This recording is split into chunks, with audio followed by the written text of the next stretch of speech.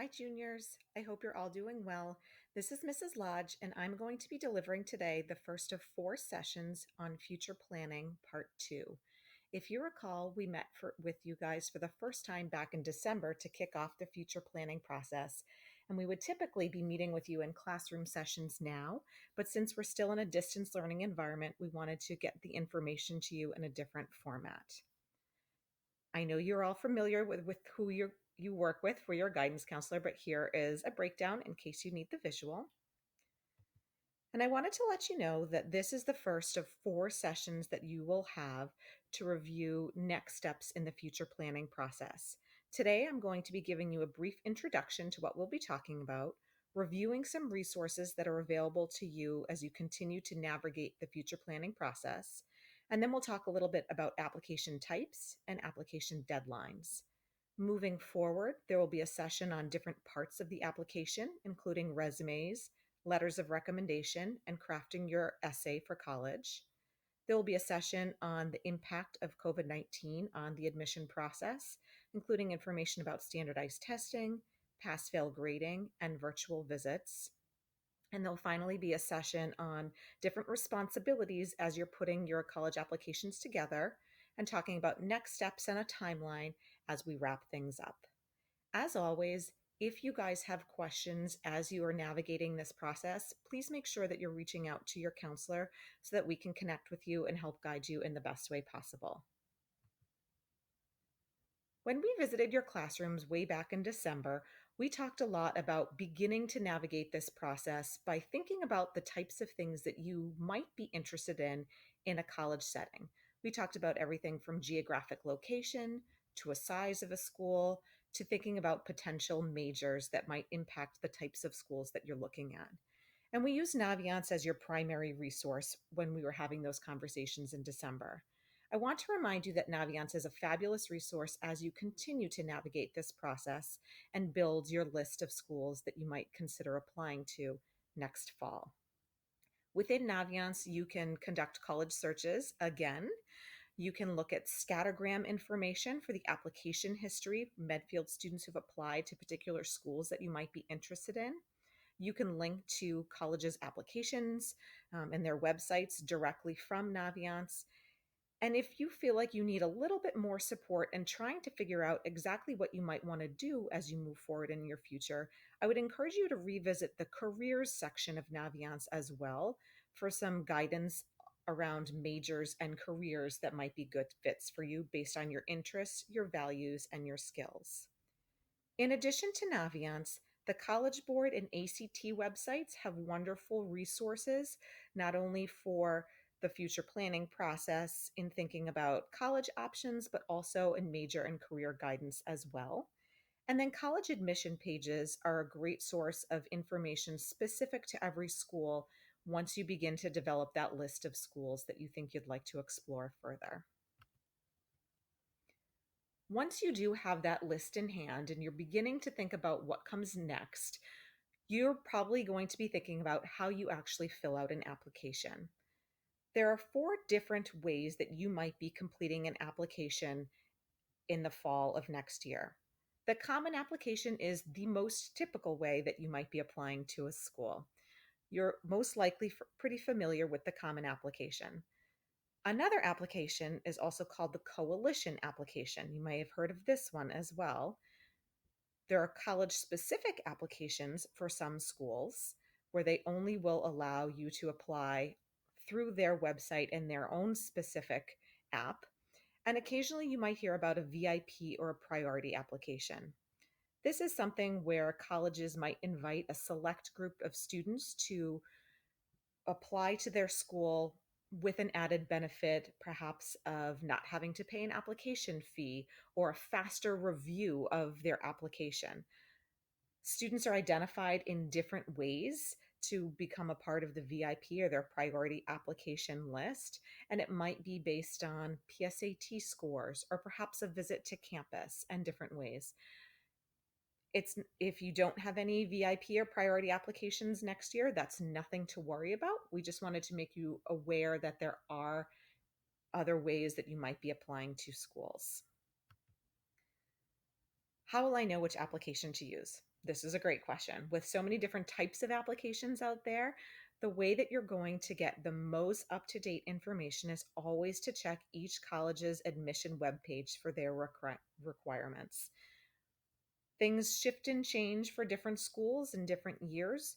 So, to have the most up to date information, you'll always just go to the undergraduate admission page and they'll be very clear and specific about what forms they'll need you to fill out in order to complete an application to their institution.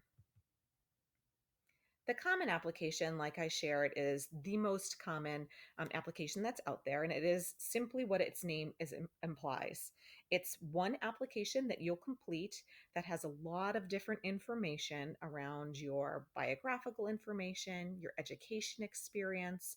You'll talk about your extracurricular activities, and you will have an opportunity to upload an essay into the Common Application. And that one application is accepted by thousands of colleges across the United States.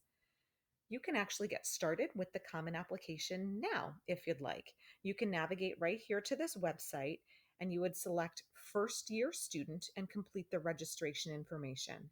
You'd want to be sure that you choose that you enter that you're entering college in 2021 as part of this process. And if you do that, when the Common App is released in its newest version in August, your information that you enter now will be rolled over from the current account to next year's account.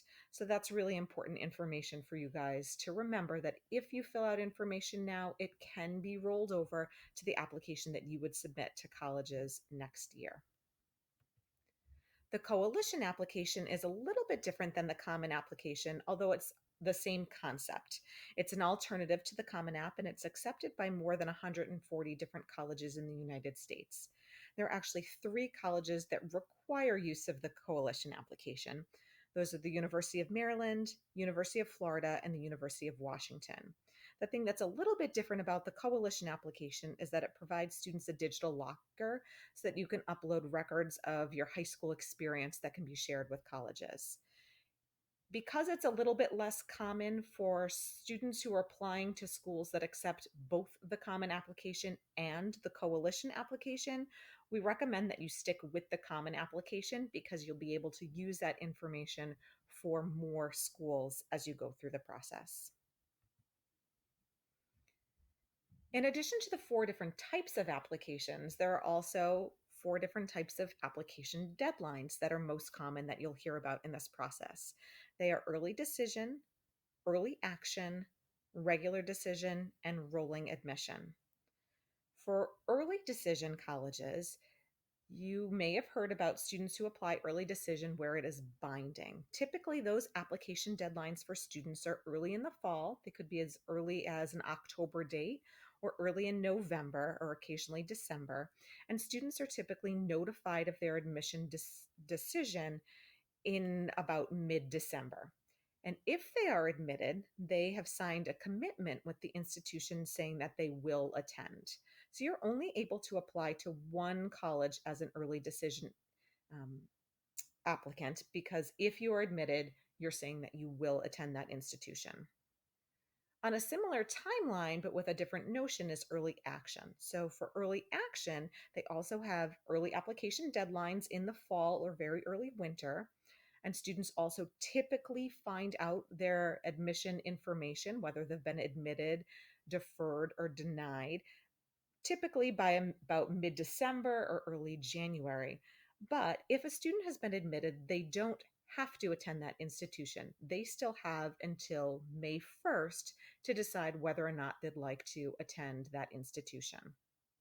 So it buys you a little bit more time in the second half of the process. You get an early decision, but don't have to make a commitment. For regular decision schools, again, this is non binding, similar to early action. Typically, the college application deadline is in January or early February, and students are receive their admission decisions by mid March or very early April, and then again have until May 1st to decide where they would like to attend. This is probably the most common admission option. And then there are some schools that offer rolling admission. Rolling admission, again, is also non binding. but applications are processed by colleges as they are received. So as soon as a file becomes complete at an admission office, the admission officers are reading files and making decision based on them. So you could have a decision in as few as 2 weeks or usually about up to 8 weeks. And again, if you're admitted, you have until May 1st to decide whether or not you'd like to attend that institution. The thing to remember about rolling admissions is that at the beginning of the process, colleges have a lot of seats available to students, but as they begin to fill their class and it gets later and later on in the cycle, their available seats are smaller, so they might be looking at candidates a little bit differently later on in the process than they might at the beginning of the process. As you guys are navigating this information and trying to figure out when the best time to apply to a college is, these are great conversations that you can be having with your guidance counselor. Early decision tends to be a little bit more rare, but it's definitely the right fit for some students. Some athletes will choose to apply early decision as they're making an athletic commitment to a school as well. Early action tends to be pretty popular among Medfield students. I think a lot of kids like to be able to have some sort of admission decision as we head into winter break.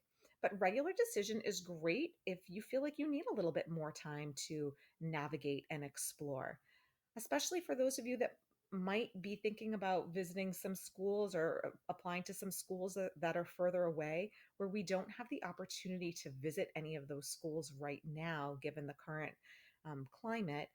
Maybe applying regular decision gives you a little bit more time to make those decisions and visits and really be thoughtful about the types of things that you're looking for in a school. So please make sure that as we are going through this process, you're having conversations with your counselor so that we can help guide you in the process. So at this point for today, I'm going to wrap up session one, but know that as we move forward in session two, we'll be talking a little bit more about the nuts and bolts of what happens as you actually put an application together. So you'll hear about putting together a resume, asking teachers for letters of recommendation, and crafting the essay for the college admission process. Thank you so much.